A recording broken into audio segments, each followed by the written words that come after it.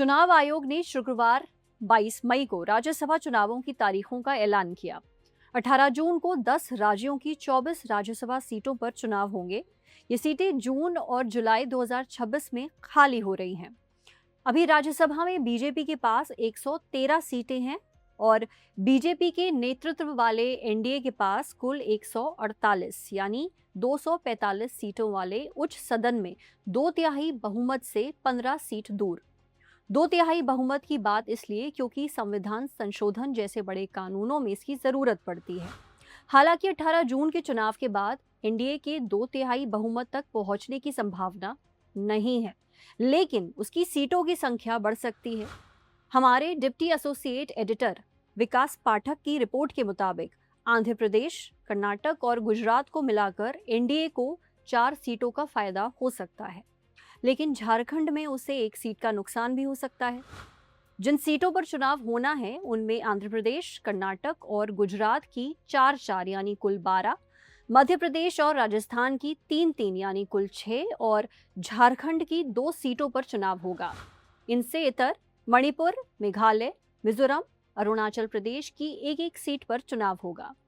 जिन नेताओं का कार्यकाल पूरा हो रहा है उनमें कर्नाटक से कांग्रेस अध्यक्ष मल्लिकार्जुन खड़गे और पूर्व प्रधानमंत्री एचडी देवगौड़ा भी शामिल हैं।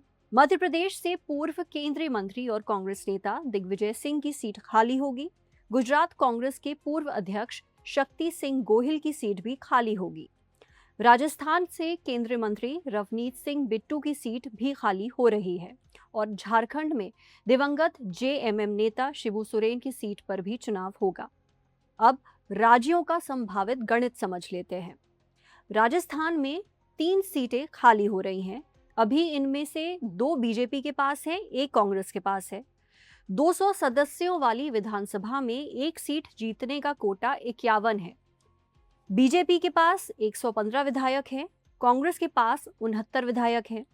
इस हिसाब से बीजेपी 2 सीटें और कांग्रेस 1 सीट फिर से जीत सकती है। मध्य प्रदेश में 3 सीटें खाली हो रही हैं। अभी इनमें से 2 सीटें बीजेपी के पास हैं और 1 कांग्रेस के पास है। 230 सदस्यों वाली विधानसभा में जीत का कोटा 58 है। बीजेपी के पास 163 विधायक हैं, कांग्रेस के पास 66 विधायक हैं।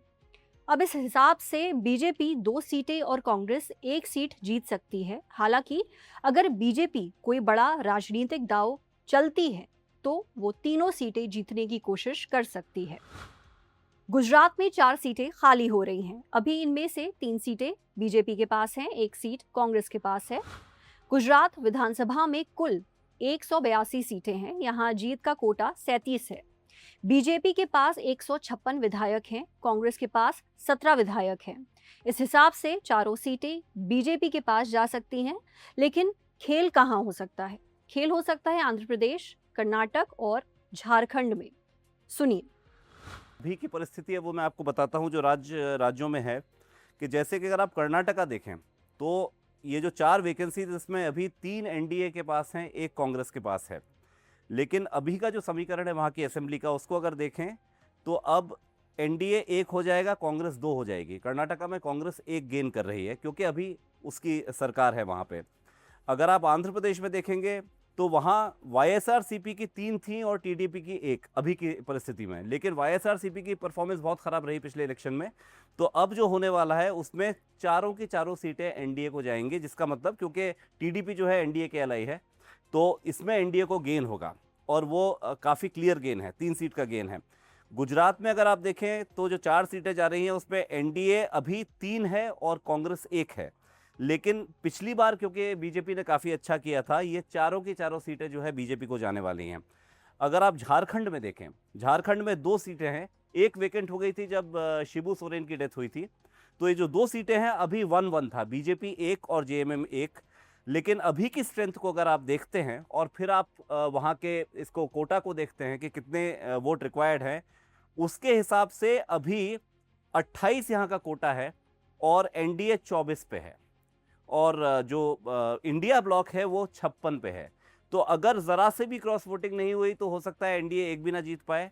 लेकिन 24 और 28 में केवल 4 का डिफरेंस है। अगर थोड़ी क्रॉस वोटिंग हो जाती है, ये हो जाता है जिसमें क्रॉस वोटिंग में क्या होता है, ये ओपन बैलेट होता है राज्यसभा में। अगर आप पार्टी लाइन के अगेंस्ट देते हैं तो आपका वोट इनवैलिड हो जाता है। अगर वैसा होता है तो 4 का गैप अगर एनडीए कवर कर लेता है तब एनडीए 1 आएगा, अदरवाइज हो सकता है इंडिया ब्लॉक दोनों के दोनों हो।